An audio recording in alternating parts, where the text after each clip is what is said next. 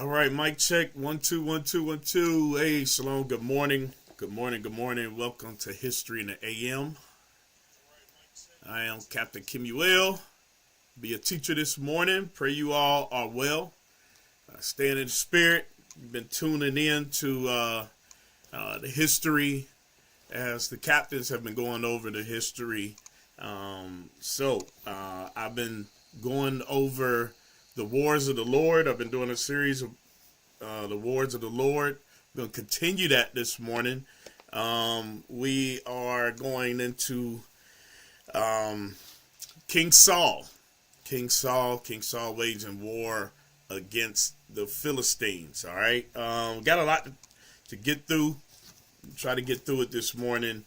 The wars of the Lord, the price of fear. The price of fear. Okay. So we're going to get into that.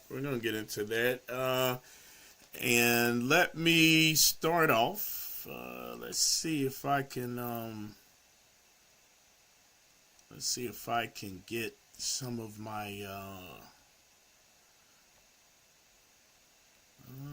let me see if I can get some of these scenes up.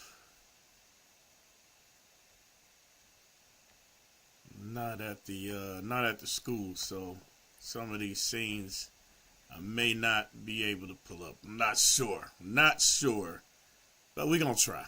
All right. So the price of fear. So let me read a couple of definitions and then get into the scripts. All right. As I try to pull these up. So, fear. Let's get a definition for fear. It says it's an unpleasant emotion caused by the belief that someone or something is dangerous, likely to cause pain or a threat. All right, some of the synonyms for fear. We have terror, fright, horror, panic, distress, worry. Okay, so these are some of the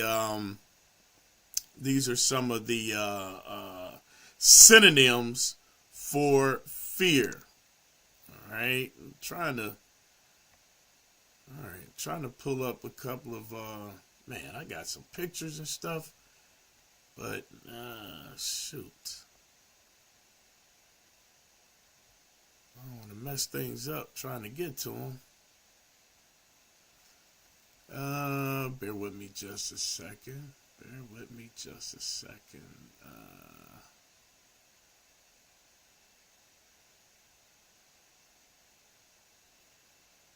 All right. I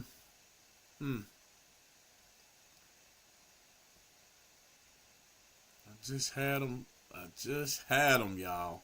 I just had them. Oh boy.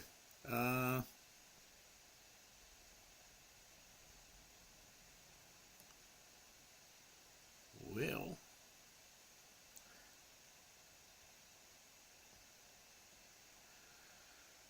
All right. I am not an IT guru. That is for sure. All right. So let's just get into the scripts. Wait a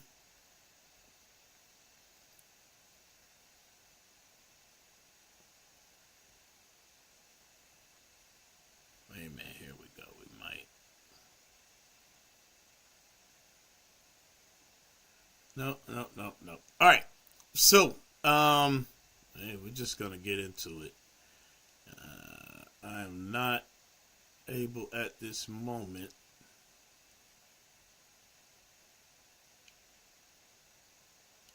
to pull it up.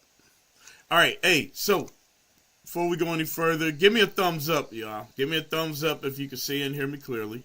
All right. We'll make sure that you all can see and hear me before we move forward. All right. Give me a thumbs up. All right.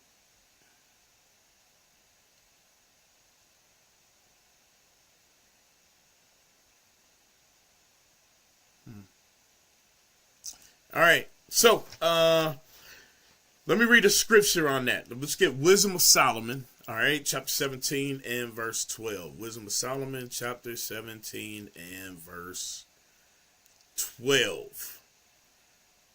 All right. Wisdom of Solomon, 17 and verse 12. And it says, fear is nothing else but the betraying of the succors which reason offereth. Fear is nothing else but the betraying of the succors. The succors are aids. Aid, those things that aid us, which reason offereth. Okay, so as we go on, we're going to come back and revisit this and get a little bit more understanding. All right, so now let's pick up from where we left off last class.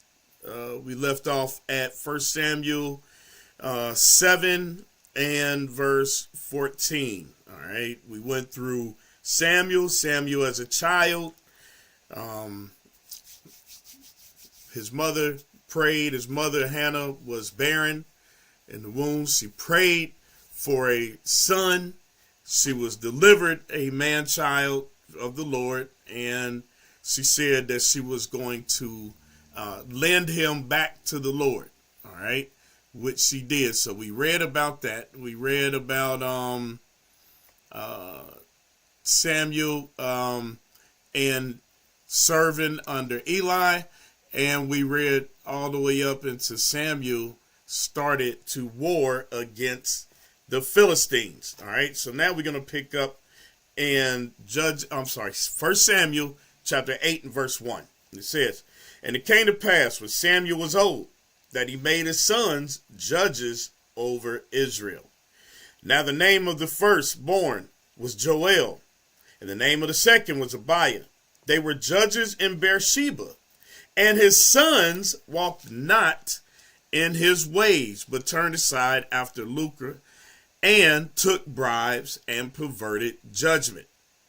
Then all the elders of Israel gathered themselves together and came to Samuel unto Ramah. So all the elders, they gathered themselves together. They came to Samuel unto Ramah. Why Ramah? Because Samuel lived in Ramah. Watch this. Let's go back to 1 Samuel chapter 7. And we're going to pick up in verse 15. 1 Samuel 7 and 15. And Samuel judged Israel all the days of his life. And he went from year to year in the circuit to Bethel and Gilgal and Mizpah, and judged Israel in those places. And his return was to Ramah, for there was his house.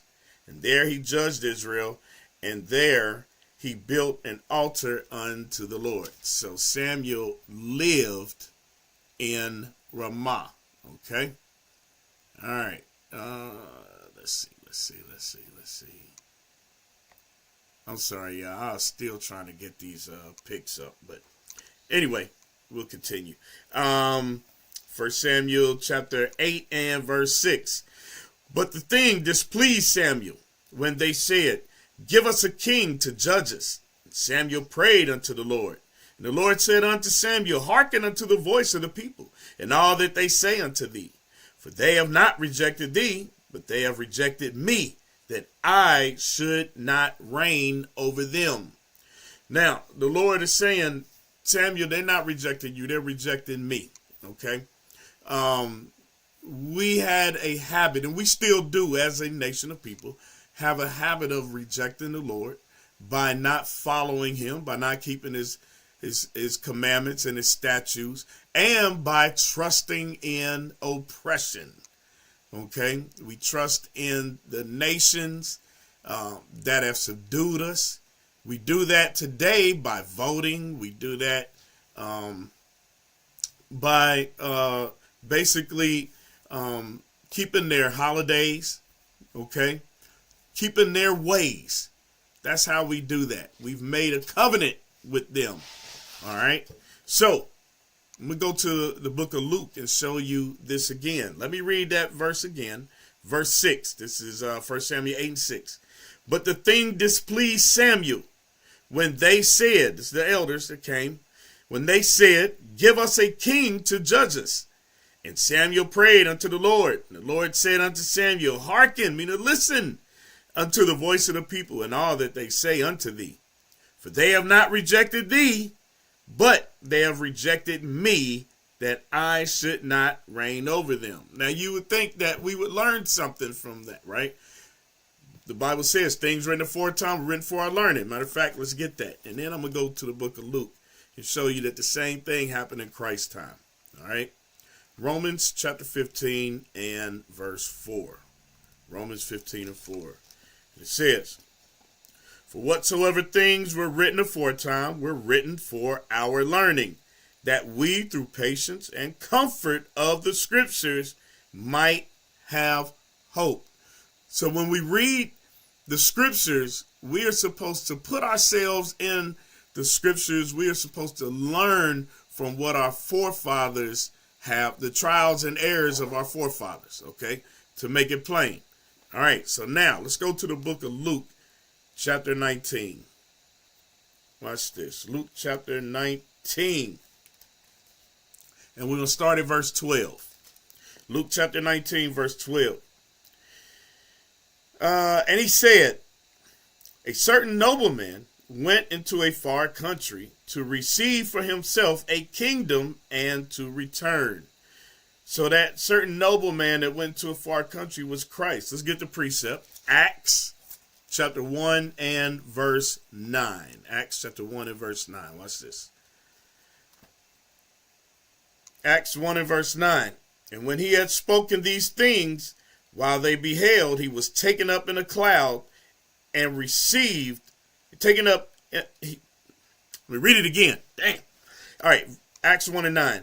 And when he had spoken these things, while they beheld, he was taken up, and a cloud received him out of their sight. And while they looked steadfastly toward heaven as he went up, behold, two men stood by them in white apparel, which also said, ye men of Galilee, why stand ye gazing up into heaven? This same Jesus, which is taken up from you into heaven, shall so come in like manner as you have seen him go into heaven. So he's going to return in like manner the way you saw him leave. Let's go back. Luke chapter 12. I'm sorry, Luke chapter 19 and verse 12 again. He said, therefore, a certain nobleman went into a far country to receive for himself a kingdom and to return. And he called his 10 servants and delivered them 10 pounds and said unto them, occupy till I come. But his citizens hated him and sent a messenger after him. And sent a message after him saying, we will not have this man to reign over us. And it came to pass that when he was returned, having received the kingdom, then he commanded these servants to be called unto him, to whom he had given the money, that he might know how much every man had gained by trading. Then came the first, saying, Lord, thy pound hath gained 10 pounds. And he said unto him, well, thou good servant, because thou hast been faithful in very little, have thou authority over 10 cities. And the second came, saying, Lord, thy pound hath gained 5 pounds. And he said likewise to him, be thou also over 5 cities. And another came, saying, Lord, here is thy pound, which I have kept laid up in a napkin. So this third one, he didn't go forth and put works. All right. He did not gain anything with the talent that he had. All right. Verse 21. For I feared thee, because thou art an austere man. Thou takest up that thou layest not down, and reapest that thou didst not sow. And he said unto him, out of thine own mouth will I judge thee, thou wicked servant. Thou knewest that I was an austere man, taking up that I laid not down, and reaping that I did not sow. Wherefore then gavest thou my money into the bank? Okay, so he's asking, Why don't you get my money into the bank? The bank is the congregation. The bank is the people. Okay. Why don't you give those talents to the people? All right. That at my coming I might have required mine own with usury. And he said unto them that stood by, take from him that hath the pound, and give it to him that hath 10 pounds. And they said unto him, Lord, he hath 10 pounds. For I say unto you that every one which hath shall be given, and from him that hath not, even that he hath shall be taken away from him.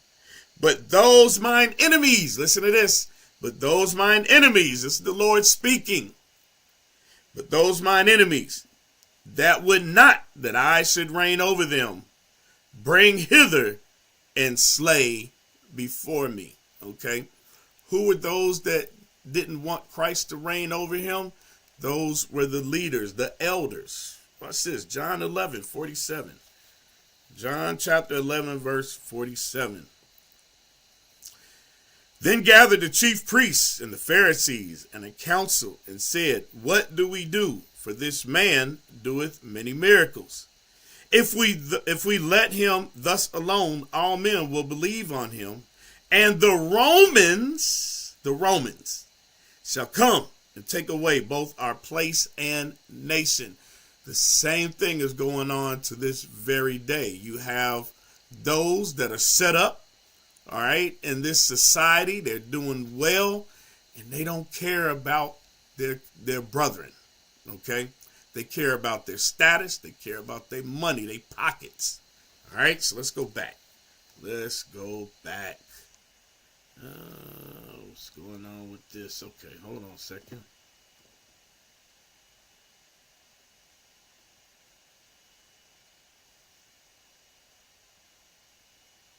All right. Okay. So, 1 Samuel chapter 8 and verse 8 now. According to all the works which they have done, since, you know what, let me start back in verse 6, keep it in context. But this thing displeased Samuel when they said, give us a king to judge us. And Samuel prayed unto the Lord. And the Lord said unto Samuel, hearken unto the voice of the people, and all that they say unto thee. For they have not rejected thee, but they have rejected me, that I should not reign over them. So you see, when we asked for a king among us, the Lord said to Samuel, they rejecting me. Watch this. Verse 8, according to all the works which they have done since the day that I brought them up out of Egypt, even unto this day, wherewith they have forsaken me and served other gods, so do they also unto thee. Now therefore, hearken unto their voice, howbeit yet protest solemnly unto them, and show them the manner of the king that shall reign over them. And Samuel told all the words of the Lord unto the people that asked of him a king. All right, so then as we read down, we're not going to read it for the sake of time, but as you read down, it goes into the manners, the mannerisms or the ways of the king that we asked for. So let me jump down to verse 18. And it says, and he shall cry in the day, and ye shall cry in that day because of your king, which ye shall have chosen you, and the Lord will not hear you in that day. So now, there is a prophecy when you read in the laws that we would forsake the Lord and ask for a king. All right. For those of you that say that there's no prophecy in the laws, you're wrong. All right. We're going to read one right here. Deuteronomy chapter 17 and verse 14 and 15. Deuteronomy chapter 17, verse 14 and 15. When thou art come into the land which the Lord thy God giveth thee, and shalt possess it, and shalt dwell therein, and shalt say, I will set a king over me, like as all the nations that are about me. So the prophecy Moses was given at that time, he was telling us we would do this. Okay, we would forsake the Lord. We would ask for a king. All right, verse 15. Thou shalt in any wise set him a king over thee, whom the Lord thy God shall choose. One from among thy brethren shalt thou set king over thee. Thou mayest not set a stranger over thee, which is not thy brother. Okay? So we couldn't go outside and set up anyone like today. How we'll vote for Trump. We'll vote for Biden. Okay? It doesn't even matter. When we had Obama, it's still the same system. Okay? But what we're reading is a prophecy that when we were amongst ourselves in our own land, we still wanted to mimic the fashions or the customs of the other nations. All right, so let's return. 1 Samuel chapter 8. 1 Samuel chapter 8 and verse 18 again. And ye shall cry out in that day because of your king, which ye shall have chosen you. And the Lord will not hear you in that day. Nevertheless, the people refused to obey the voice of Samuel.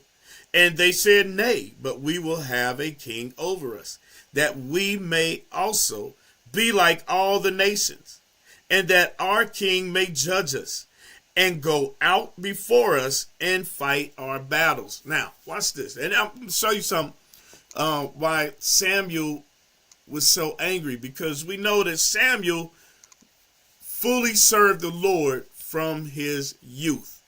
Okay? The people are saying, we want a king that can lead us out to battle. Watch this. Deuteronomy chapter 20. Deuteronomy chapter 20, we're going to read verses 1 through 4. Deuteronomy chapter 20 and verse 1. When thou goest out to battle against thine enemies, and seest horses and chariots, and a people more than thou, be not afraid of them. For the Lord thy God is with thee, which brought thee up out of the land of Egypt. And it shall be, when ye come nigh unto the battle, that the priest shall approach and speak unto the people. And he shall say unto them, Hear, O Israel, ye approach this day unto battle against your enemies. Let not your hearts faint, fear not, and do not tremble, neither be ye terrified because of them. For the Lord your God is he that goeth before you to fight for you against your enemies, to save you. So you gotta imagine, Samuel is like, wait a minute. All this time the Lord has been fighting our battles. As we've gone through this, we read through the book of Joshua, right? We fought and destroyed 31 kings. 31 kings to get the land, right? And the only time we lost men was when we were in sin. All right, then when we go into the book of Judges, our people would go off, and then they would cry to the Lord. The Lord would raise up a judge. That judge would fight for us and save us, right? But it's always been of the Lord. All right, so now the Lord is saying, okay, you want a king? I'm going to give you a king. All right. All right. So from there, let's keep reading. Let's keep reading. Verse 21. And Samuel heard all the words of the people, and he rehearsed them in the ears of the Lord. And the Lord said unto Samuel, Hearken unto their voice, and make them a king. And Samuel said unto the men of Israel, Go ye every man into his city. All right, so let's read about this first king, the first king of Israel. All right. 1 Samuel chapter 9 and verse 1. Now there was a man of Benjamin, whose name was Kish, the son of Abiel, the son of Zeror, the son of Bechorath, the son of Aphiah, a Benjamite, a mighty man of power. Okay. And he had a son whose name was Saul, a choice young man and a goodly. And there was not among the children of Israel a goodlier person than he. From his shoulders and upward, he was higher than any of the people. So, hey, Saul was tall. He was a tall brother. All right. Tall, mighty warrior. Okay. All right. Let's jump down to verse 15. Now, the Lord had told Samuel in his ear a day before Saul came, saying, tomorrow about this time I will send thee a man out of the land of Benjamin, and thou shalt anoint him to be captain over my people. I want to pause there just for a second, because sometimes when we talking to our brothers and sisters in the Christian church, they say, what are y'all talking about? Captains and officers and soldiers. All right. These are biblical terms. All right. These are definitely biblical terms. And this is structure that was given us of the Lord. A captain is a commander. All right. So now watch this. I want to read this right quick about our King, Yahushua, Jesus the Christ, in the book of Isaiah, chapter 55 and verse 4. Okay. And it says, Isaiah 55 and 4. There we go. Behold, I have given him for a witness to the people, a leader and a commander to the people. What is that going into? What is that referring to? This is a prophecy of Jesus the Christ. Okay. This is a prophecy of Christ. All right. Let's go back. All right. 1 Samuel chapter 9 and verse 16. Tomorrow about this time, I will send thee a man out of the land of Benjamin, and thou shalt anoint him to be captain over my people, that he may save my people out of the hand of the Philistines. So you see why he was sent to war against the Philistines. For I have looked upon my people, because of their cry is come unto me. So it's just like during the time of the judges. All right. We cry unto the Lord, and the Lord would send us a savior, a judge. Okay. In this case, the first king. All right. Verse 17. And when Samuel saw Saul, the Lord said unto him, behold, the man whom I spake of thee, behold, the man whom I spake to thee of, okay, all right, hey, hold on a second. I gotta get some coffee. Apologize, Israel. Been a long night. Let me get this. Let me read verse 17 again. And when Samuel saw Saul, the Lord said unto him, behold, the man whom I spake to thee of, this same shall reign over my people. Okay. All right. All praise. Got a little coffee in me. I think I'm good now. Let me read on. Verse 18. Then Saul drew near to Samuel in the gate and said, tell me, I pray thee, where the seer's house is. And Samuel answered Saul and said, I am the seer. Go up before me unto the high place, for you shall eat with me today, and tomorrow I will let thee go, and I will tell thee all that is in thine heart. And as for thine asses that were lost 3 days ago, set not thy mind on them, for they are found. And on whom is all thy desire of Israel? Is it not on thee and all thy father's house? And Saul answered and said, am not I a Benjamite, of the smallest of the tribes of Israel? And my father the least of all the families of the tribe of Benjamin? Wherefore then speakest thou so unto me? So he's saying, how am I chosen? Okay. The Lord wants a humble and a contrite spirit, all right, to serve him. He doesn't want proud and arrogant people to serve him. Matter of fact, the scriptures say the Lord resisted the proud. All right. Let me read on. Verse 22. And Samuel took Saul his servant, and brought them into the parlor, and made them sit in the chiefest place among them that were bidden, which were about 30 persons. And Samuel said unto the cook, Bring the portion which I gave thee, of which I said unto thee, Set it by thee. And the cook took up the shoulder, and that which was upon it, and set it before Saul. And Samuel said, Behold, that which is left, set it before thee, and eat. For unto this time hath it been kept for thee, since I said, I have invited the people. So Saul did eat with Samuel that day. Now, some of what we skipped over was Saul took his servant, and they were looking for his father's sheep that were lost, right? But this was all to lead Saul to Samuel, okay? All right, verse 25. And when they were come down from the high place into the city, Samuel communed with Saul upon the top of the house. And they arose early, and it came to pass about the spring of the day that Samuel called Saul to the top of the house, saying, Up, that I may send thee away. And Saul rose, and they went out, both of them, he and Samuel abroad.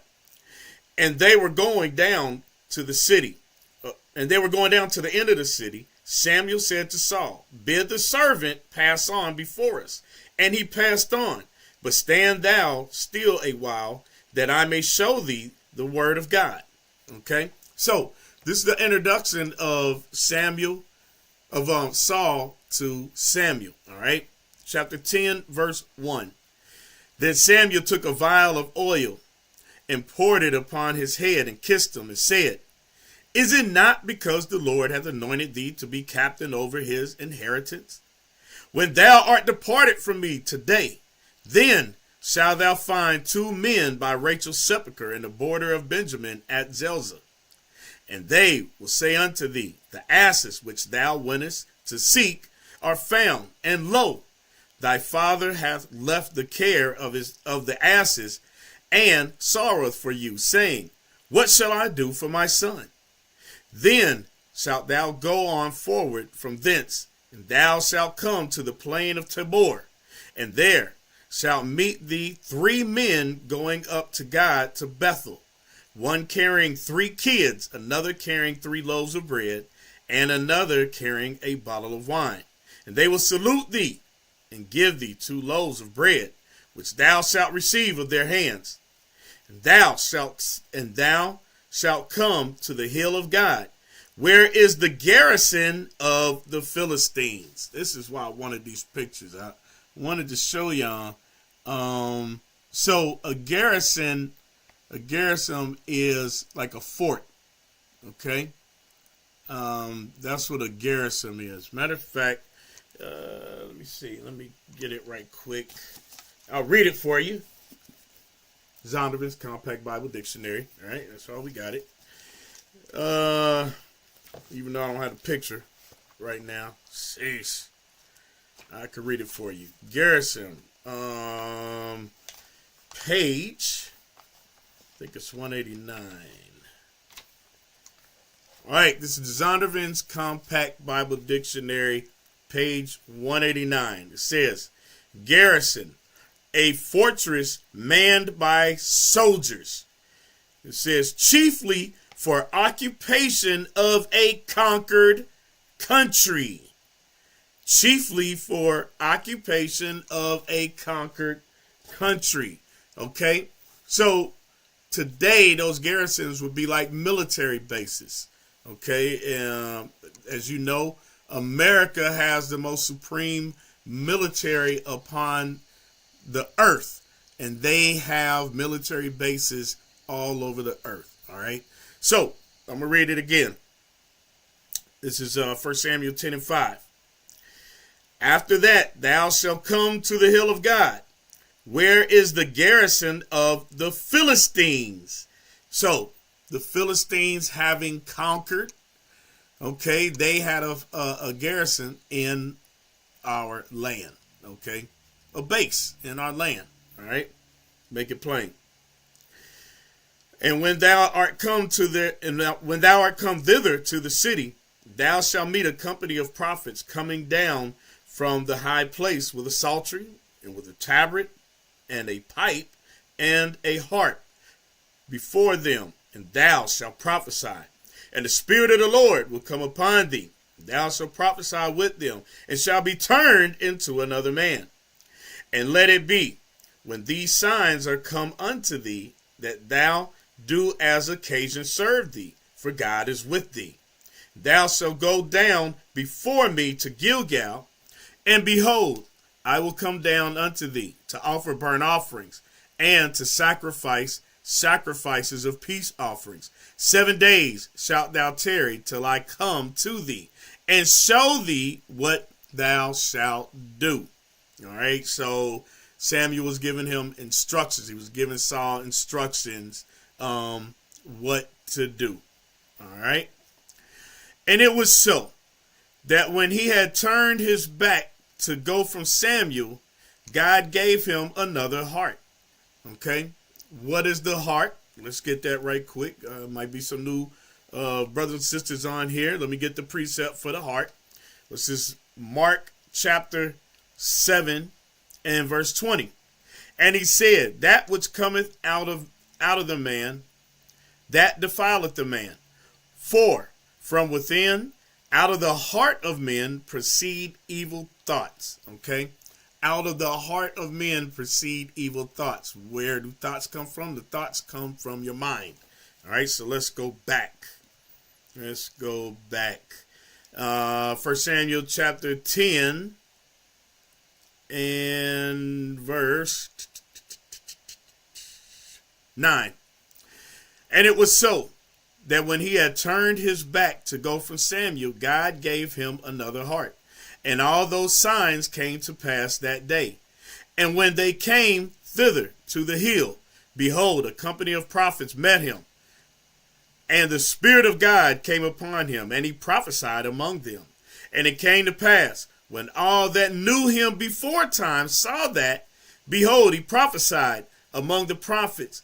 Then the people said one to another, what is this? It's like the video with Bishop and Deacon and the captains over there in Rome. And they told the brother, you know, Jesus ain't white, right? And he said, what is this? Get out. So let me read it again. This is verse 11. And it came to pass when all that knew him before time saw that, behold, he prophesied among the prophets. Then the people said one to another, what is this that has come upon the son of Kish? Is Saul also among the prophets? And one of the same place answered and said, but who is this? Who is their father? Therefore it became a proverb. Is Saul also among the prophets? And you know what? That happens to us. When you come into this truth and you get another spirit, another heart. Matter of fact, let me show you. 2 Corinthians chapter 5. Because the shucking and jiving pastor, you know, the organist start playing and they'll quote this and start shucking and jiving, but they actually don't change. All right. 2 Corinthians chapter 5, verse 17. Therefore, if any man be in Christ, he is a new creature. That's what that new heart is. That's what that new spirit is. He is a new creature. Behold, old things are passed away. Behold, all things are become new. Because what are you doing? The Holy Spirit is bringing back those things to your remembrance, starting with our nationality. All right. So let me go back and read verse 12 now. 1 Samuel chapter 10, verse 12. And one of the same place answered and said, but who is their father? Therefore it became a proverb. Is Saul also among the prophets? And when he had made an end of prophesying, he came to the high place. And Saul's uncle said unto him, And to his servant, whither went ye? And he said, to seek the asses. And when we saw that they were nowhere, we came to Samuel. And Saul's uncle said, tell me, I pray thee, what Samuel said unto you. And Saul said unto his uncle, he told us plainly that the asses were found. But of the matter of the kingdom whereof Samuel spake, he told him not. Okay, so Saul kept that to himself. He didn't tell his uncle everything. All right. Now, verse 17. And Samuel called the people unto Mizpah, and he said unto the children of Israel, thus saith the Lord, God of Israel, I bought up Israel out of Egypt, and delivered you out of the hand of the Egyptians, and out of the hand of all kingdoms, and of them that oppressed you. So now, not only did he bring us up out of the land of Egypt, but as we read through the book of Judges, Captain Josiah has been doing a wonderful job, very thorough going through the book of Judges. And when we read through Judges, we see, again, that our people continually, we would go off. Because remember, when we read the book of Judges, it said there rose up another generation and knew not God. So it's just like today, all right, how we have a lot of our people, they don't know the Lord, all right. Let me show you. Here's proof. Here's proof. Even many of our brothers and sisters in the Christian church, in the Muslim mosque, you don't know God. Here's the proof. 1 John chapter 2 and verse 3. And hereby we do know that we know him if we keep his commandments. He that saith, I know him, and keepeth not his commandments, is a liar, and the truth is not in him. And the truth is not in him. So when we read through Judges and it says that there rose up another generation that knew not the Lord, they weren't keeping the commandments. When we don't keep the commandments, what happens to us? We are brought low because of our sins. The other nations know this. Watch this. Let's get the book of Judith, chapter 5. All the nations know that. That's why when we read in Psalms 83, they're confederate against us to keep us in the midst of sin. Okay, when we sin, they win. All right, let's get that. Judith chapter 5 and verse 17. And whilst they sinned not before their God, they prospered, because the God that hateth iniquity was with them. But when they departed from the way which he appointed them, they were destroyed in many battles, very sore. Okay, so as we go through all these wars, we see that. We read that every time that we were in the midst of sin as a people, we were destroyed. We read that in the curses and the blessings. All right, it said that when we fought the nations, they would scatter before us. They would run. They would scatter 7 ways before us. But when we were in sin, we would go out against them and we would run. We would be scattered 7 ways. All right. So verse 18 again. But when they departed from the way which he appointed them, they were destroyed in many battles, very sore, and were led away and were led captives into a land that was not theirs. Look at today. Where are we? We are not in our homeland. All right.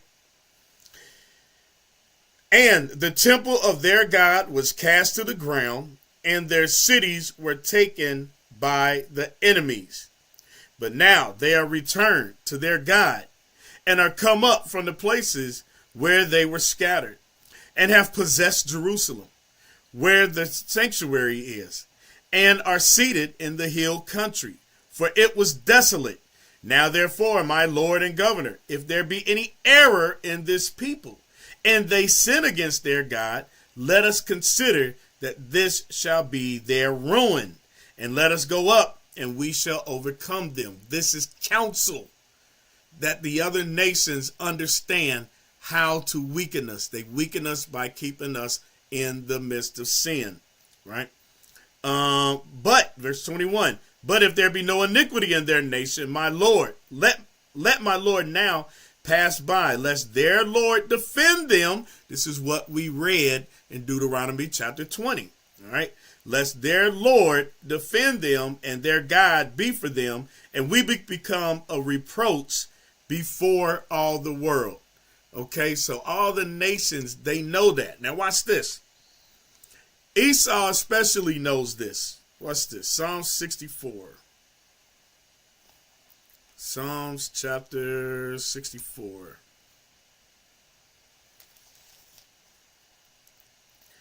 It says, Psalms chapter 64, and I'm going to start at verse 4.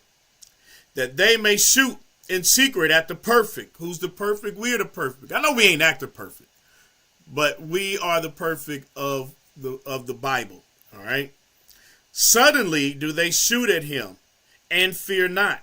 They encourage themselves in an evil matter. They commune of laying snares privily. What are snares? Things to trap you up, all right, and keep us in the midst of sin. Christianity and Sunday worship is a snare. Keeping these ungodly days that break the Lord's Sabbath day is a snare. Ungodly food, shrimp, crab, lobster, all of those ungodly foods, that's a snare. So even in those Christian doctrines, which they pervert the scriptures by saying, as long as you pray over it is clean, that's a lie. These are those snares that keep us in the midst of sin and keep us on the bottom. All right. So it says, verse 5 again, Psalm 64 and 5. They encourage themselves in an evil matter. They commune of laying snares privily. They say, who shall see them? They search out iniquities. So they search out sins. Okay, they search out iniquities. They accomplish a diligent search, both the inward thought of every one of them and the heart is deep. Okay, that's why they have think tanks. All right, so they commune, they do a diligent job. They have done an excellent job of destroying Jacob. But the beauty behind it is there is a God, and that God is raising up the 12 tribes right now before their eyes. All right. All praises to the Father for that. Let's go back. And we have 1 Samuel chapter 10, verse 19. And ye have this day rejected your God, who himself saved you out of all your adversities and your tribulations. And ye have said unto him, nay, but set a king over us.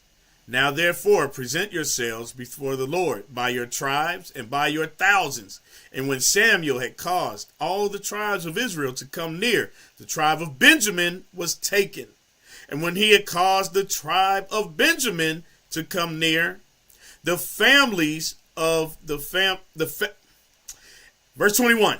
And when he had caused the tribe of Benjamin to come near by their families, the family of Matri was taken. And Saul, the son of Kish, was taken. And when they sought him, he could not be found. Therefore they inquired of the Lord further, if the man should yet come thither. And the Lord answered, behold, he hath hid himself among the stuff. And they ran and fetched him thence. And when he stood among the people, he was higher than any other people from his shoulders upward. We read that earlier, okay, about Saul's height. And Samuel said to all the people, see ye him whom the Lord hath chosen, that there is none like him among all the people. And all the people shouted and said, God save the king. Okay, so all the people agreed that Samuel should be their king. So now let's jump over to chapter 11. All right, and we're going to read about now Saul waging war against Ammon. Okay, 1 Samuel chapter 11 and verse 1. Then Nahash the Hammonite came up and encamped against Jabesh Gilead, and all the men of Jabesh said unto Nahash, make a covenant with us, and we will serve thee. And Nahash, the Ammonite, answered them, on this condition will I make a covenant with you, that I may thrust out all your right eyes and lay it for a reproach upon all Israel. Now, we going to hell. We going to the Ammonite. We were always looking, even to this day. That's what Lamech 4:17 is about. Let me get that right quick. Even to this day, we always searching for a nation to fight our battles, a nation to come and save us. But we read in Deuteronomy 28 that no man is going to save us. All right, for those of you that say the curses, they've been away with. So then why are we in a strange land and no one can get us out of this condition? Because God's word cannot be broken. All right, Lamentations chapter 4, verse 17. As for us, our eyes as yet failed for our vain help. In our watching, we have watched for a nation that could not save us.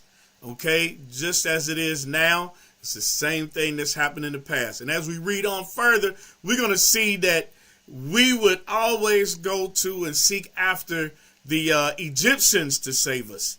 All right, until the Lord had to just finally destroy Egypt. Bishop brought it out in this past Sabbath class. The Lord had to destroy Egypt, which was our confidence. That's what the scriptures say. He had to destroy our confidence, which was Egypt. Right now, our confidence is in America. All right. Why do you think we vote? And we keep finding out that this man don't change. It don't matter who gets voted in there. He does not change. All right. Let's go back. So, 1 Samuel 11:2.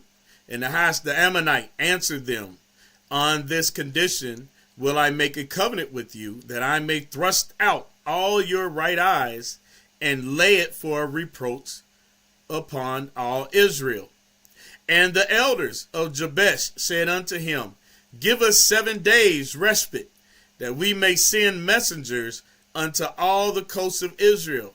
And then, if there be no man to save us, we will come out to thee. So that shows you right there why they were going to him.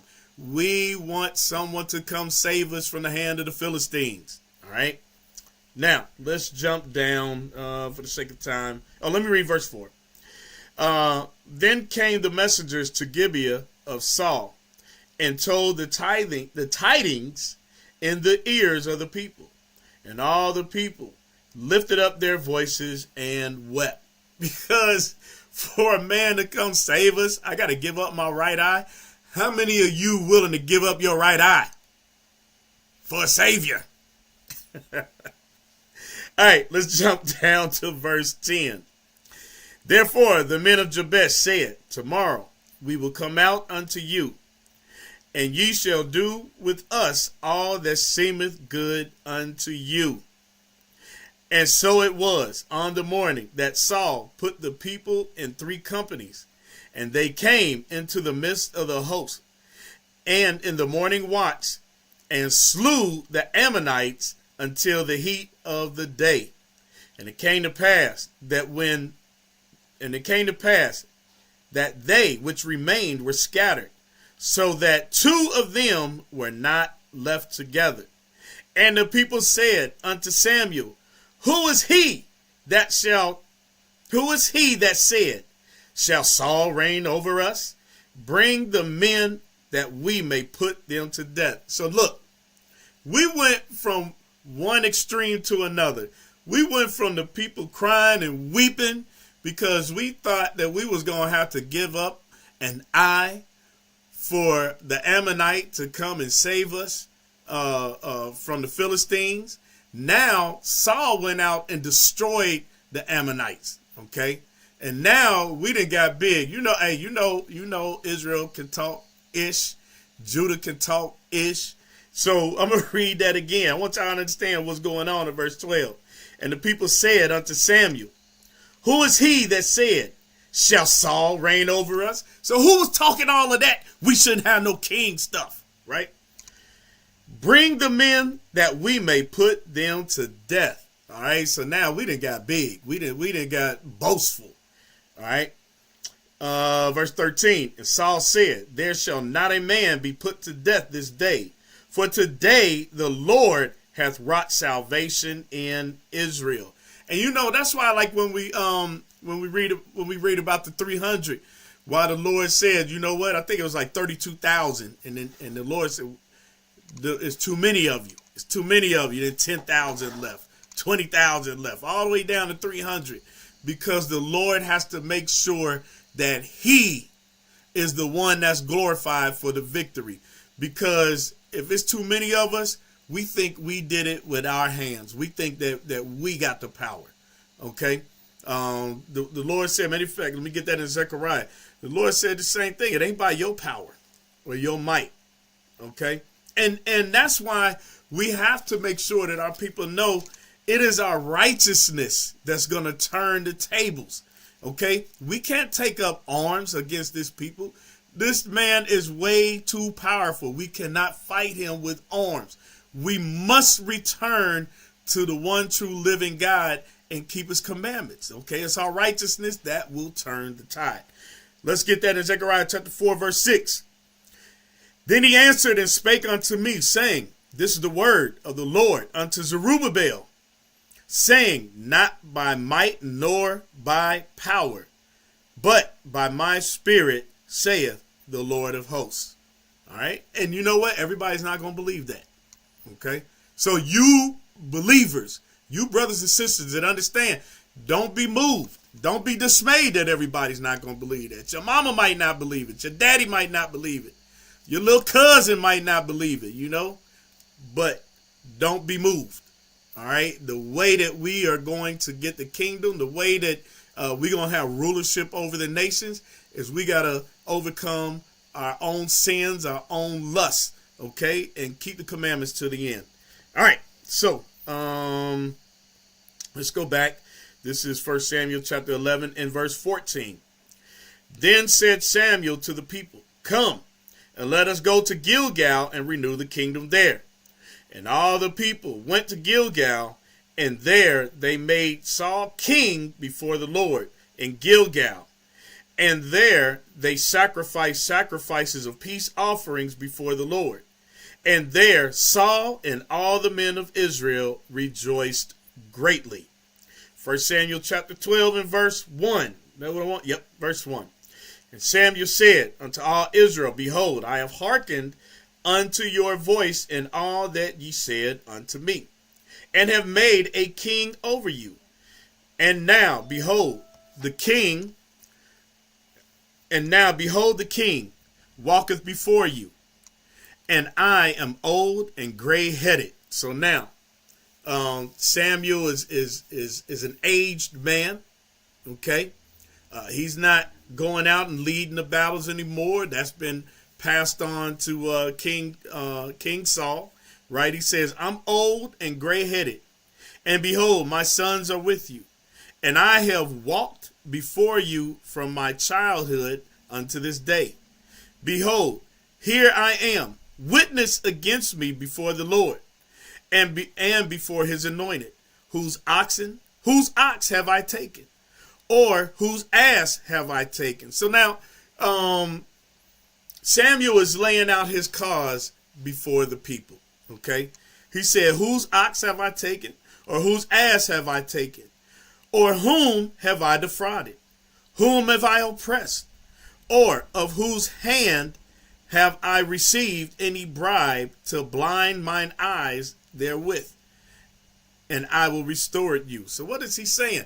You can't find iniquity in me. Okay? I have walked righteously before you. Okay? Verse 4.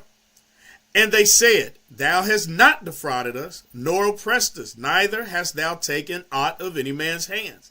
And he said unto them, the Lord is witness against you, and his anointed is witness this day, that ye have not found aught in my hand. And they answered, he is witness. And Samuel said unto the people, it is the Lord that advanced Moses and Aaron, and that brought your fathers up out of the land of Egypt. Now therefore stand still, that I may reason with you before the Lord of all the righteous acts of the Lord, which he did to you and your fathers, when Jacob was come into Egypt.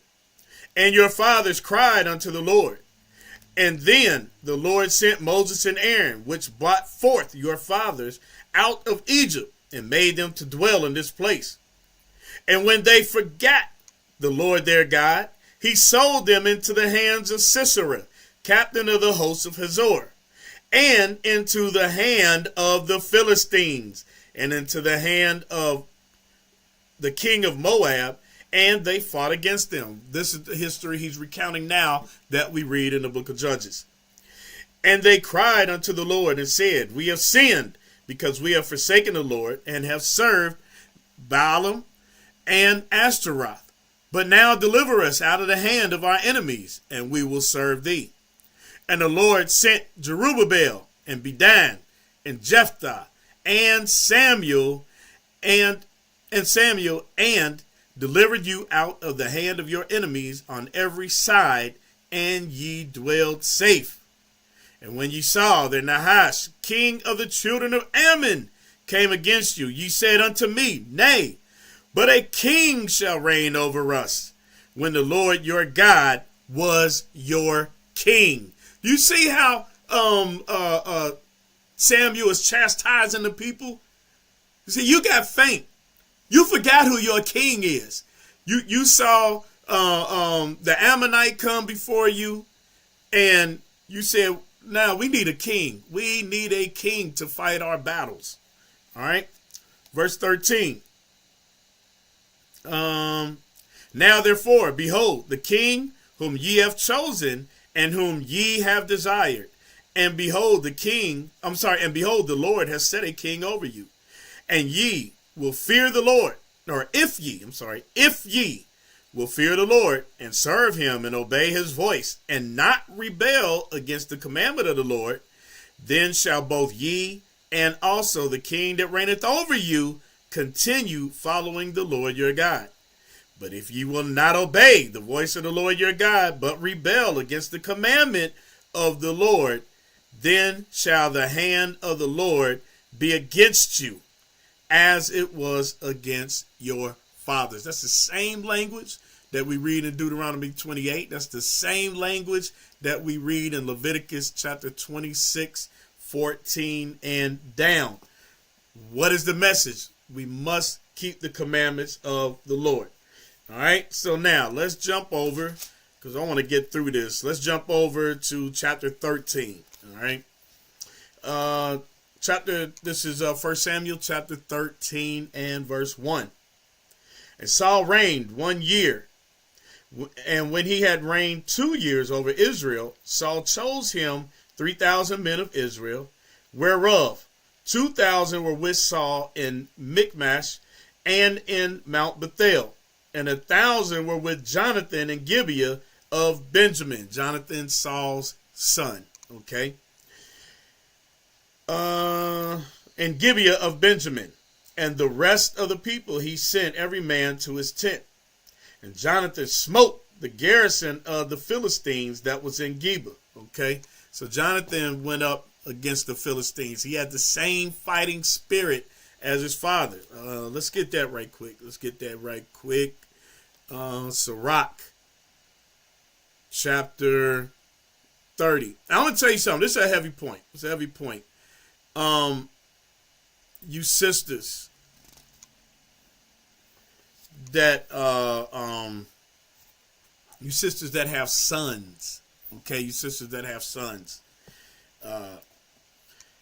our sons were given to us to be avengers of God's word. Okay, they were given to us to be like us. Okay, again, the enemy has done, the oppressors have done a phenomenal job at destroying our families. It's high time that we go back to rebuilding our families and the family structure. Okay, Because women ain't fighting battles. Women ain't winning nothing. Okay? Hey, sisters, I just got to say it. The movements that are being led by our women are not prospering us. Okay?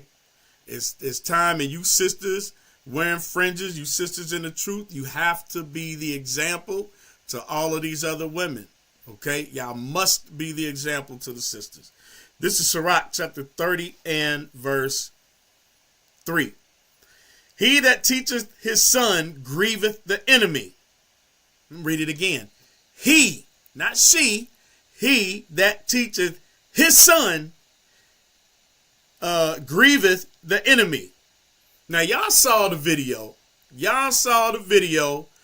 Bishop Nathaniel did with Deacon Abiel and their sons. This is what we're reading being played out. It says, he that teacheth his son grieveth the enemy. And before his friends he shall rejoice of him. Though his father die, yet he is as though he were not dead. For he hath left one behind him that is like himself. For while he lived, he saw and rejoiced in him. And when he died, he was not sorrowful. And why he died, he was not sorrowful. This is that man that has that joy of being able to have and mold his son. That what strikes fear in the enemy. All right. Verse 6. He left behind him an avenger against his enemies, and one that shall requite kindness to his friends. All right, let's go back. 1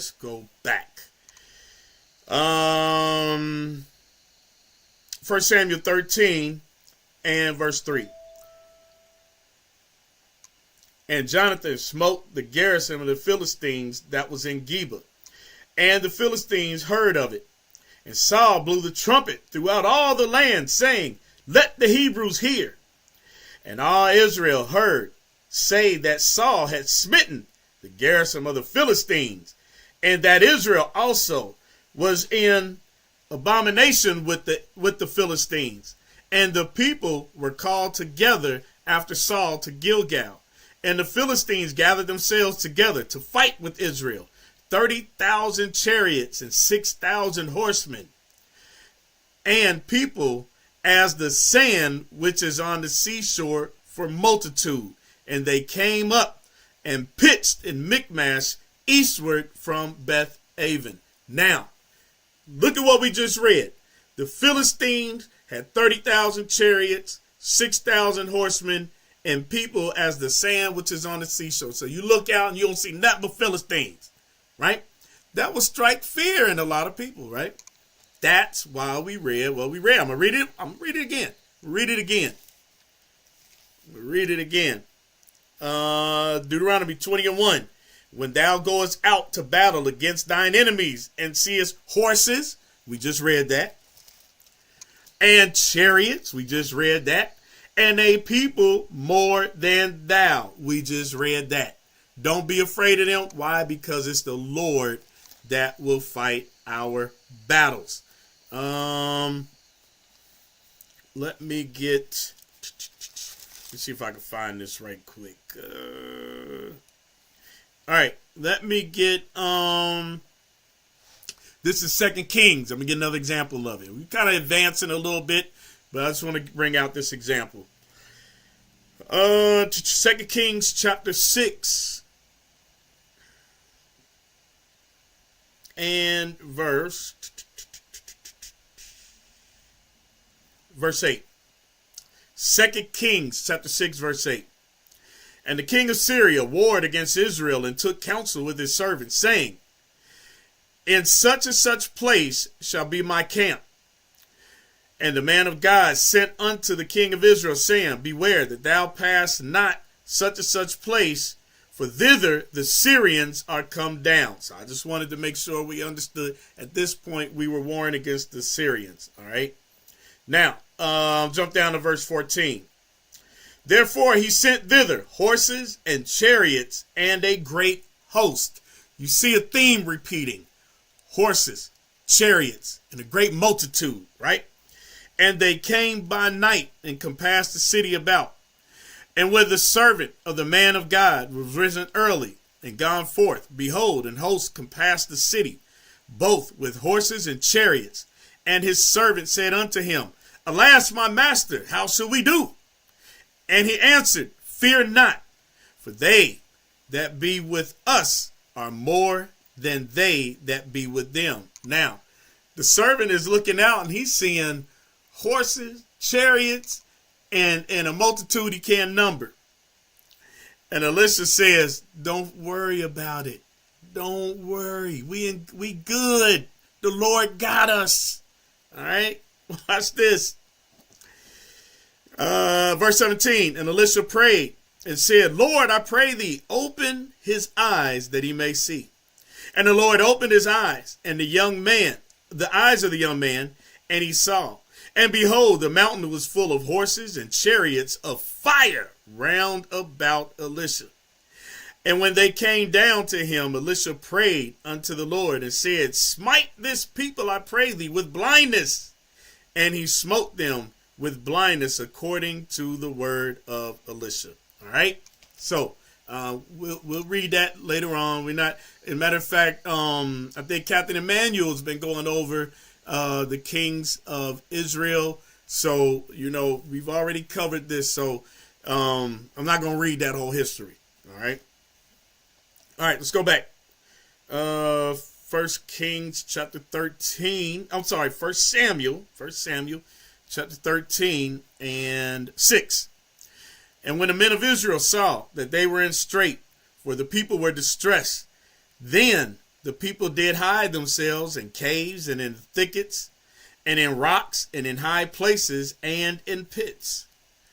And some of the Hebrews went over Jordan to the land of Gad and Gilead. As for Saul, he was yet in Gilgal, and all the people that followed him trembling. And he tarried 7 days according to the set time that Samuel had appointed. But Samuel came not to Gilgal, and the people were scattered from him. And Saul said, Bring hither a burnt offering to me, and peace offerings. And he offered the burnt offering.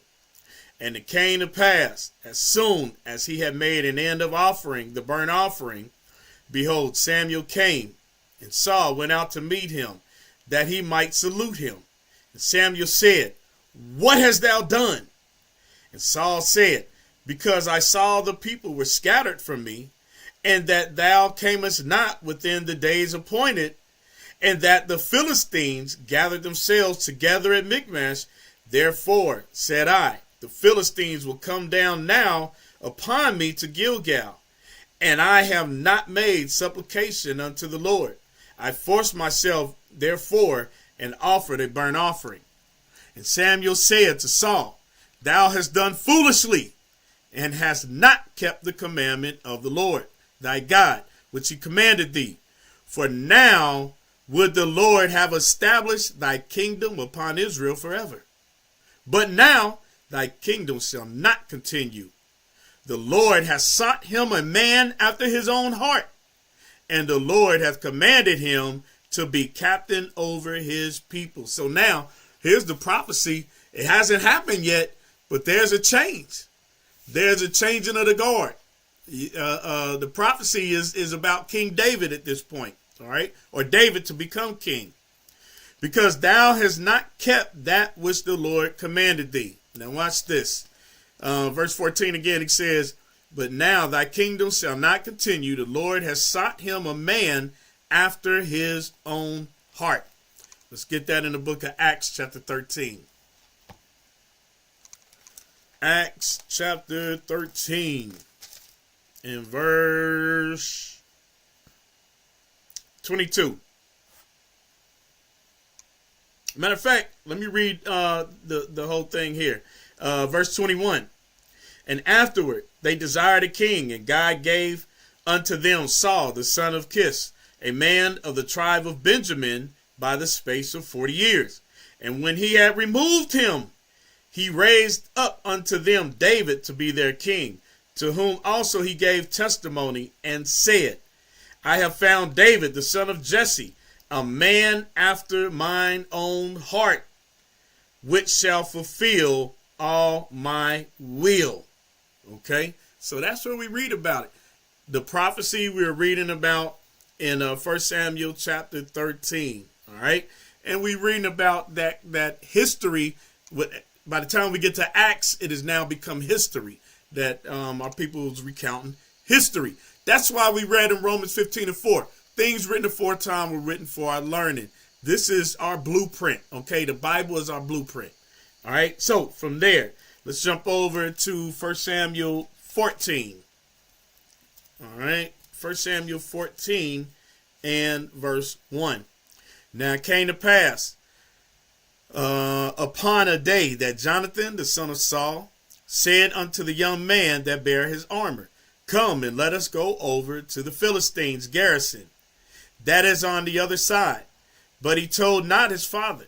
And Saul tarried in the uttermost part of Gibeah under a pomegranate tree, which is in Migron. And the people that were with him were about 600 men. And Ahiah, the son of Ahitub, Ichabod's brother, the son of Phinehas, the son of Eli, the Lord's priest in Shiloh, wearing an ephod, and the people knew that Jonathan was gone. And between the passages by which Jonathan sought to go over unto the Philistines' garrison, there was a sharp rock on the one side, and a sharp rock on the other side. And the name of the one was Bozez, and the name of the other Seneh.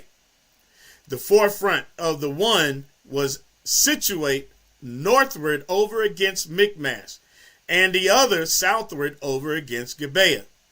And Jonathan said to the young man that bare his armor. So this is what we read about is an armor bearer. All right, that carries his armor with him for war. That's a servant. All right. And Jonathan, verse 6, and Jonathan said unto the young man, or said to the young man that bare his armor, Come and let us go over unto the garrison of the uncircumcised. It may be that the Lord will work for us, for there is no restraint to the Lord to save by many or by few. So you see, Jonathan was in the spirit. All right, Jonathan was in the spirit. He understands totally where his strength lies. All right, verse 7.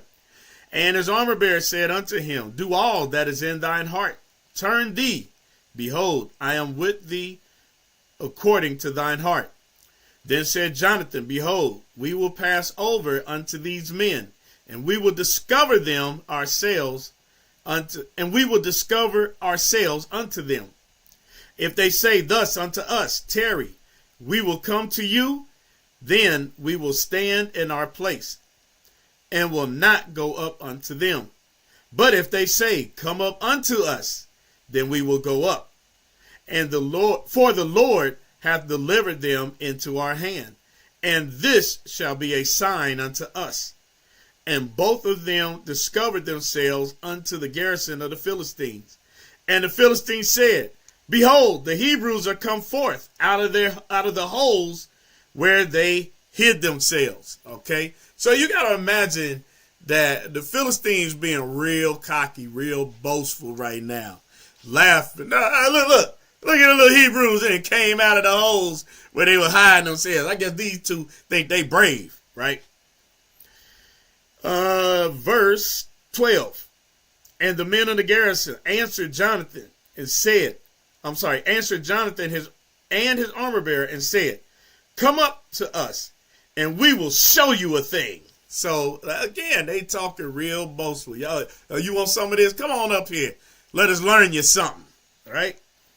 So say, Come up. We're going to show you something. All right. And Jonathan said unto his armor bearer, Come up after me, for the Lord hath delivered them into the hand of Israel. And Jonathan climbed up upon his hands and upon his feet, and his armor bearer after him. And they fell before Jonathan, and his armor bearer slew after him. And that first slaughter which Jonathan and his armor bearer made was about 20 men within, as it were, an half acre of land, which a yoke of oxen might plow. And there was trembling in the host, in the field, among all the people. The garrison and the spoilers, they also trembled, and the earth quaked. So it was a very great trembling. And the watchmen of Saul and Gibeah of Benjamin looked, and behold, the multitude melted away. And they went on beating down one another. All right. So, hey, that's what happens when you have a few beating many. When you have a few beating many. All right. Their hearts melted because they knew, nah, the Lord is on this one. Spirit of the Lord is on this one. We cannot defeat them. All right. So, let me jump down. Let me jump down to verse 17. Then said Saul unto the people that were with him, number now, and see who is gone from us. And when they had numbered, behold, Jonathan and his armor bearer were not there. And Saul said to Ahiah, bring hither the ark of God, for the ark of God was at that time with the children of Israel. If y'all remember before, during the time when Samuel was leading us in battle, the Ark of the Covenant, the Ark of God, was taken by the Philistines, and as it went from one lord to another of the 5 lords of the Philistines, the Lord was destroying them. All right, until we got the Ark back. All right, so the Ark of God was with the children of Israel at this time, and it came to pass while Saul talked unto the priest that the noise that was in the host of the Philistines went on and increased. And Saul said unto the priest, withdraw thine hand.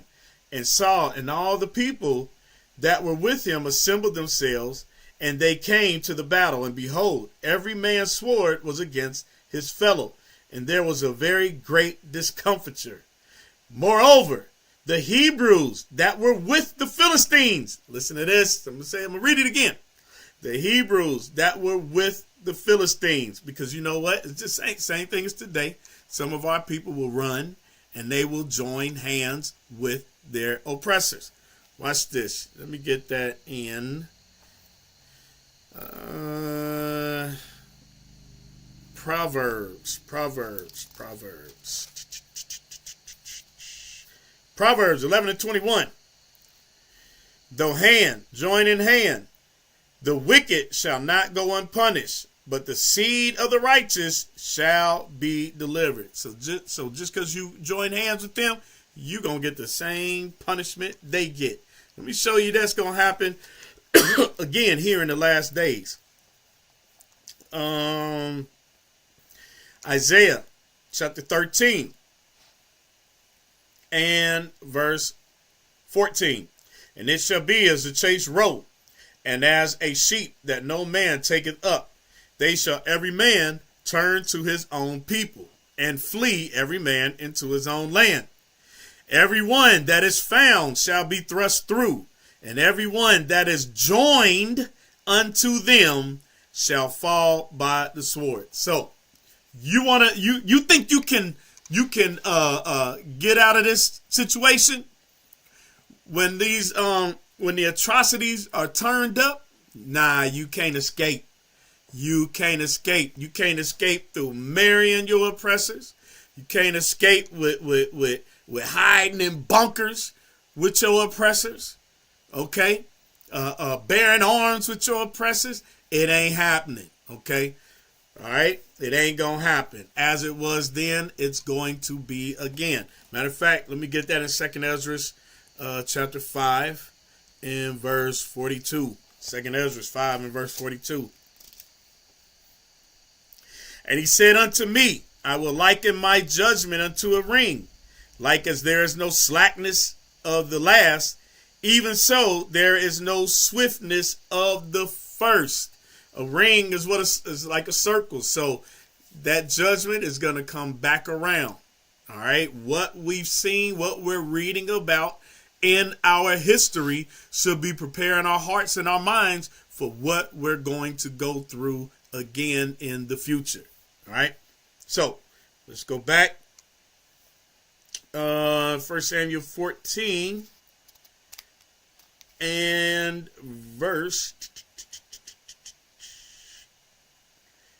Where did I stop? 14. 1 Samuel 14 and 14. And that first slaughter which Jonathan and his armor bearer made. Oh, no, I read that. I'm sorry. We are down in verse 21. I see it, Noah. We in verse 21. That was my fault. 1 Samuel 14 and 21. Moreover, the Hebrews that were with the Philistines before that time, which went up with them into the camp from the country round about, even they also turned to be with the Israelites that were with Saul and Jonathan. Likewise, all the men of Israel that hid themselves in Mount Ephraim, when they heard that the Philistines had fled, even they also followed hard after them in the battle. So the Lord saved Israel that day, and the battle passed over Beth Aven. All right. So the Lord saved Israel that day. Now, watch this. This is another. We're gonna read about Israel going back into sin. Okay. Watch this. Verse 24. And the men of Israel were distressed that day, for Saul had adjured the people, saying, Cursed be the man that eateth any food until even, that I may be avenged on mine enemies. So he vowed a vow. Okay. He vowed a vow. All right. Let me get that right quick. Some of you that don't know about vows, let me get that right quick in Numbers 30. Verse 2. If a man vow a vow unto the Lord, or swear an oath to bind his soul with a bond, he shall not break his word. He shall do according to all that proceeded out of his mouth. Okay, so what are we reading about? We're reading about vows. All right. Let's get that in Ecclesiastes 5. Ecclesiastes chapter 5.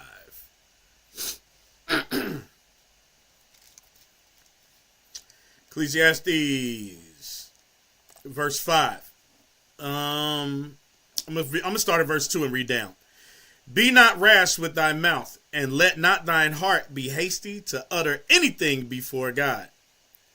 For God is in heaven, and thou upon earth. Therefore let thy words be few. Verse 4. When thou vowest a vow unto God, defer not to pay it, for he hath no pleasure in fools. Pay that which thou hast vowed. Better is it that thou shouldest not vow than that thou shouldest vow and not pay. Suffer not thy mouth to cause thy flesh to sin. Neither say thou before the angel, it was an error. Wherefore God should be angry at thy voice and destroy the work of thy hands. Okay, so what's that going into? That's going into vows. Christ said, let your yeas be yea and your nays be nays. Don't even make no vows. All right. Let's go back. 1 Samuel chapter 14 and verse 25 now. And all they of the land came to a wood, and there was honey upon the ground. And when the people were coming to the wood, behold, the honey dropped. But no man put his hand to his mouth, for the people feared the oath. But Jonathan heard not when his father charged the people with the oath. Now, just in case you forgot, let's go back to 14 and verse 1. Now it came to pass upon the day that Jonathan the son of Saul said unto the young man that bare his armor, Come, and let us go over to the Philistines' garrison that is on the other side. But he told not his father. So his father didn't know. Let's go back to verse 17. Then Saul said unto the people that were with him, number now and see who is gone from us. And when they had numbered, behold, Jonathan and his armor bearer were not there. So they didn't hear the vow. Jonathan did not hear the vow. All right, so let's go back. Now let's jump back to verse 27. But Jonathan heard not when his father charged the people with an oath. Wherefore he put forth the end of the rod that was in his hand, and dipped it in an honeycomb, and put his hand to his mouth. And his eyes were enlightened. So he gained strength. Okay, y'all know when y'all faint, like if you've been fasting and stuff, and now you gain strength, all right, from eating, all right. And then answered one of the people and said, thy father straitly charged the people with an oath, saying, cursed be the man that eateth any food this day. And the people were faint. Then said Jonathan, my father hath troubled the land. See, I pray thee, how mine eyes have been enlightened, because I tasted a little of this honey. How much more, if haply the people had eaten freely today of the spoil of their enemies which they found. For had there not been now a much greater slaughter among the Philistines. And they smote the Philistines that day from Michmash to Ajalon, and the people were very faint. And the people flew upon the spoil, and took sheep and oxen and calves, and slew them on the ground. And the people did eat them with the blood. And the people did eat them with the blood. So when you go back and you read in the law, you know we are not supposed to eat blood. Okay, the life is in the blood. We are not supposed to eat blood. Verse 33. Then they told Saul, saying, behold, the people sin against the Lord, in that they eat the blood. And he said, ye have transgressed. Roll a great stone unto me this day. And Saul said, disperse yourselves among the people, and say unto them, bring me hither every man his ox, and every man his sheep, and slay them here, and eat, and sin not against the Lord in eating with the blood. And all the people bought every man his ox with him that night, and slew them there. And Saul built an altar unto the Lord. The same was the first altar he built unto the Lord. And Saul said, let us go down after the Philistines by night, and spoil them until morning light. And let us not leave a man of them. And they said, do whatsoever seemeth good unto thee. Then said the priest, let us draw near hither unto God. And Saul asked counsel of God, shall I go down after the Philistines? Wilt thou deliver them into the hand of Israel? But he answered him not that day. So, the Lord was not answering Saul. Okay? The Lord was not dealing with him. He's starting to withdraw from Saul.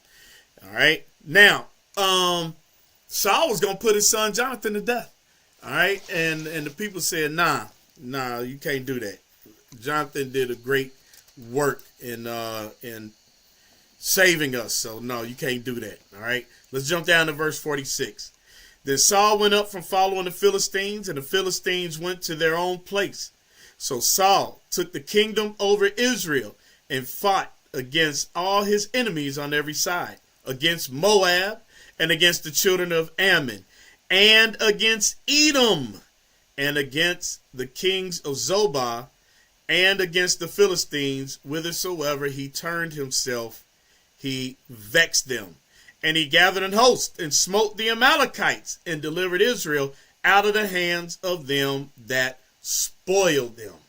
All right, so now we're getting ready to jump over to chapter 15. I'm running low on time, but I wanted to get to chapter 15. All right, so I'm going to kind of speed through it a little bit, because I want to finish this today. I don't want to carry this over.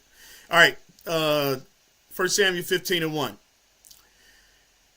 Samuel also said unto Saul, the Lord sent me to anoint thee to be king over his people, over Israel. Now therefore hearken unto the voice of the words of the Lord. Thus saith the Lord of hosts, I remember that which Amalek did to Israel, how he laid wait for him in the way when they came up from Egypt. Okay, where do we read that?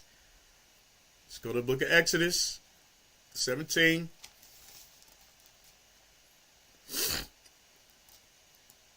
Exodus chapter 17 and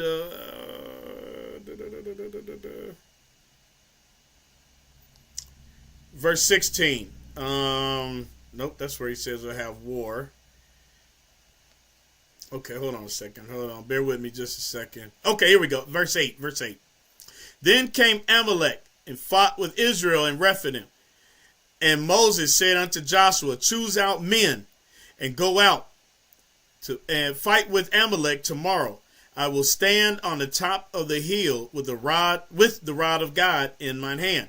So Joshua did as Moses had said to him, and fought with Amalek. And Moses and Aaron and Hur went up to the top of the hill.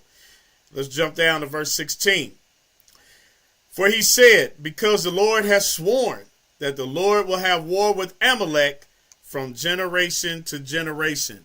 So much so that when we read in Deuteronomy, I think it's Deuteronomy 25, that the Lord wrote that into a law. Okay, he wrote that into a law. All right, let's go back. 1 Samuel 15 and 3. Now go and smite Amalek and utterly destroy all that they have, and spare them not. Slay both man and woman, infant and suckling, ox and sheep, camel and ass.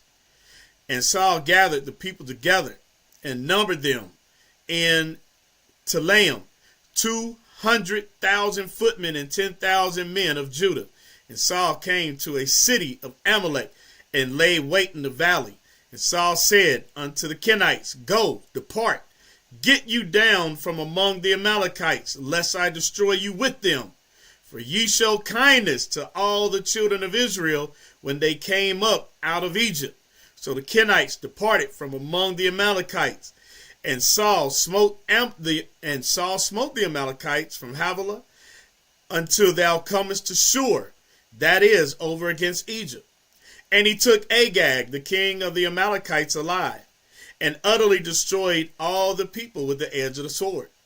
And Saul and the people spared Agag, and the best of the sheep, and of the oxen, and of the fatlings, and of the lambs, and all that was good, and would not utterly destroy them. But everything that was vile and refuse, they destroyed utterly. Now look here. Once again, Saul is giving straight commandments, very clear instructions, and he doesn't follow them. All right. Verse 10. Then came the word of the Lord unto Samuel, saying, it repenteth me that I have set up Saul to be king, for he is turned back from following me and hath not performed my commandment. And it grieved Samuel, and he cried unto the Lord all night. So what did he do? He spared Agag, right? And the best of the sheep and the oxen and so on and so forth. Watch this. Let me get this in Jeremiah chapter 48. Jeremiah chapter 48 and verse 10. Write this down. Write this precept down. Jeremiah chapter 48 and verse 10. Cursed be he that doeth the work of the Lord deceitfully, and cursed be he that keepeth back his sword from blood. When the Lord gives you an assignment, you better carry that thing out. All right. All right. Let's go back. 1 Samuel 15:11. It repenteth me that I have set up Saul to be king, for he turned back from following me and hath not performed my commandments. And it grieved Samuel, and he cried unto the Lord all night. And when Samuel rose early to meet Saul in the morning, it was told Samuel, saying, Saul came to Carmel, and behold, he set him up a place and is gone about, and passed on, gone down to Gilgal. And Samuel came to Saul. Saul said unto him, Blessed be thou of the Lord.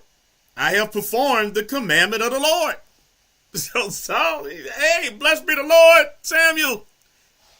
Shalom. Yeah, I took care of what the Lord said. I did what he told me to do. Verse 14, and Samuel said, What meaneth this bleating of the sheep in mine ears, and the lowing of the oxen which I hear? And Saul said, They have bought them from the Amalekites, for the people spared the best of the sheep and of the oxen to sacrifice unto the Lord thy God. And the rest we have utterly destroyed. Then Samuel said unto Saul, Stay, and I will tell thee what the Lord has said unto me this night. And he said unto him, Say on. And Samuel said, When thou wast little in thine own sight, wast thou not made head of the tribes of Israel? And the Lord anointed thee king over Israel. Now, when he says when you was little in thy sight, he wasn't talking about in stature, right? Because from the beginning, Saul was always shown to be taller than the rest. He was humble. He was humble. Remember, we read, he said, you choosing me? Am I not of the least of the tribes of Israel, the tribe of Benjamin? In my father's house, the least of the tribe of Benjamin? He was humble. But now he done got cocky. Okay? Now, let me read that right quick. That is the spirit of the Israelites. Watch this. Deuteronomy chapter 32 and 15. But Jeshurun waxed fat and kicked. Thou art waxen fat. Thou art grown thick. Thou art covered with fatness. Then he forsook God which made him, and lightly esteemed the rock of his salvation. We get a little something and we get big, right? You don't need the Lord now. You got a little something. You don't need the Lord. All right. Same thing happened. He got him a little power, a little taste of power, and he got cocky. All right. All right. Let's go back.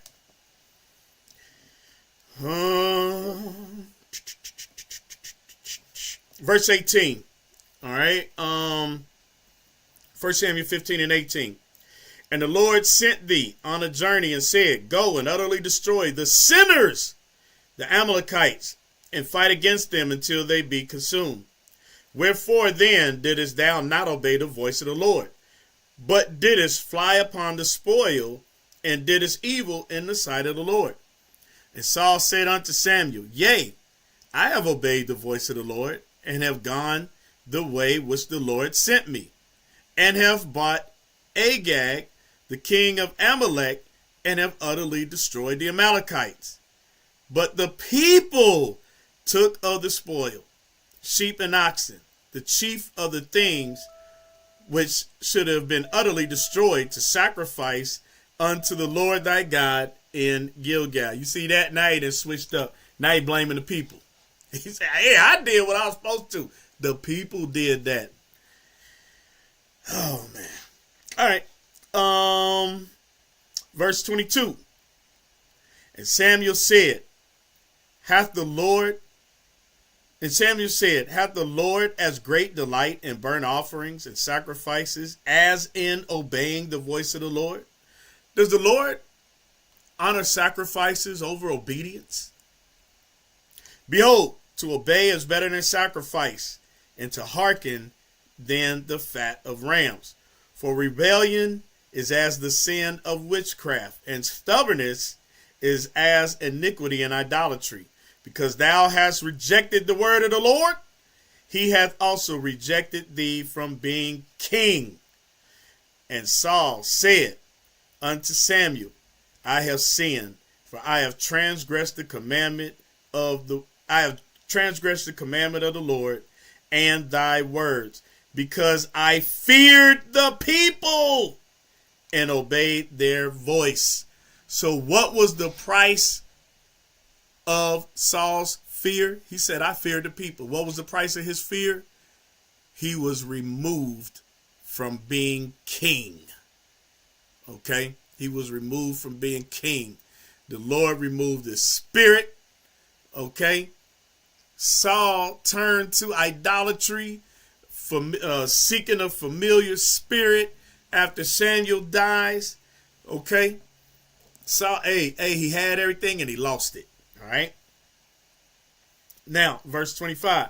Now, therefore, I pray thee, pardon my sin and turn again with me that I may worship the Lord.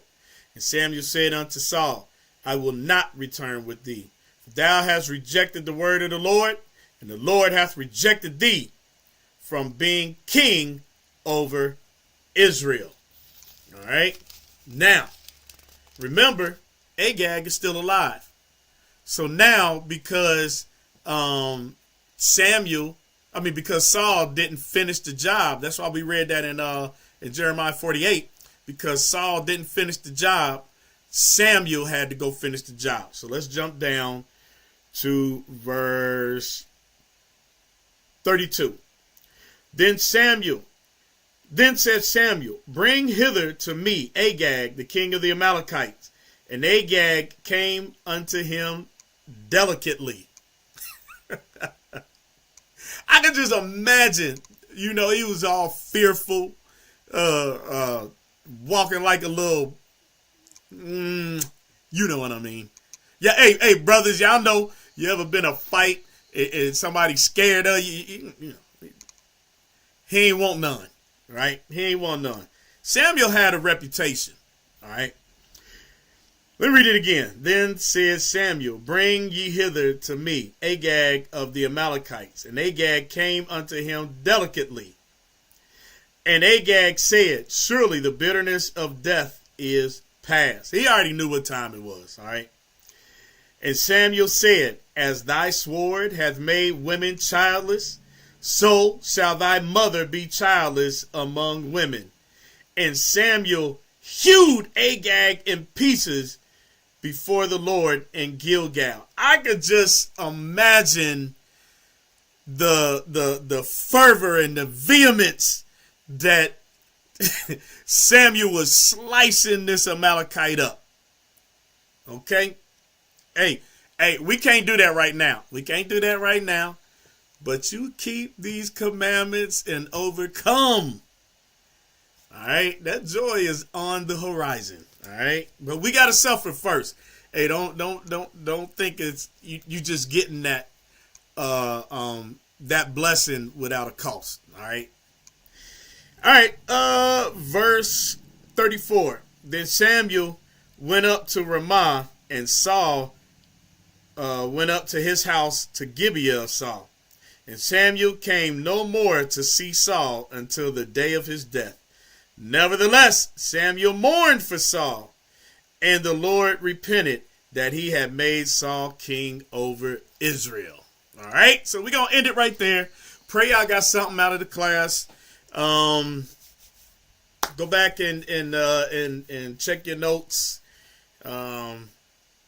So as we continue on, we'll be getting into King David. All right. And again, the closer we get to Passover, Lord willing, I teach before Passover. We'll go back to Moses' time. All right.